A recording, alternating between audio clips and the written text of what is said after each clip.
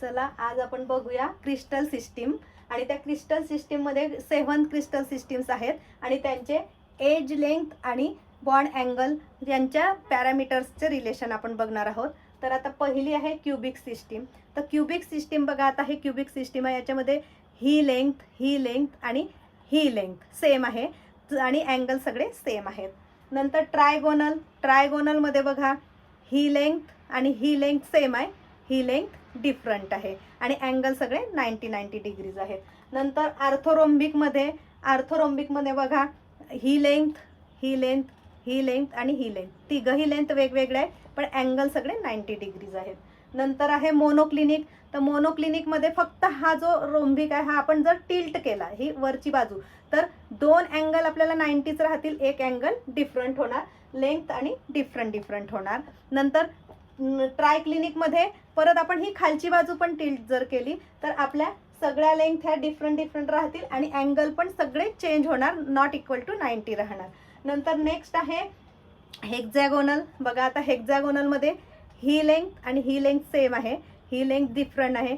Angle हा angle 90, हा इकडचा अँगल 90 आणि हा वरचा अँगल 120 असतो. म्हणजे याच्यामध्ये 90 आणि 120 अँगल झाला. आणि लास्टचं जे आहे रोम्बोहायड्रल.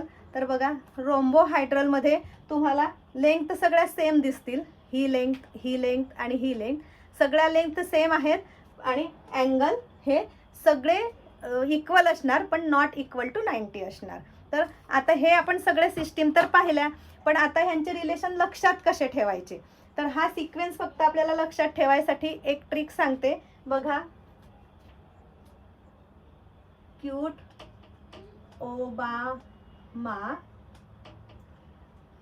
तेरा ही रहेगा. हे कशा लक्षात ठेवायच्या सिस्टीम, तर क्यूट ओबामा तेरा ही रहेगा. मग आता ह्या सिस्टीम तर आपल्या लक्षात राहिल्या. मग आता हे क्रॉस किती करायचे, कुठे करायचे, कसं लक्षात ठेवायचं, तर इथे 0 1 2 2 2 1 0.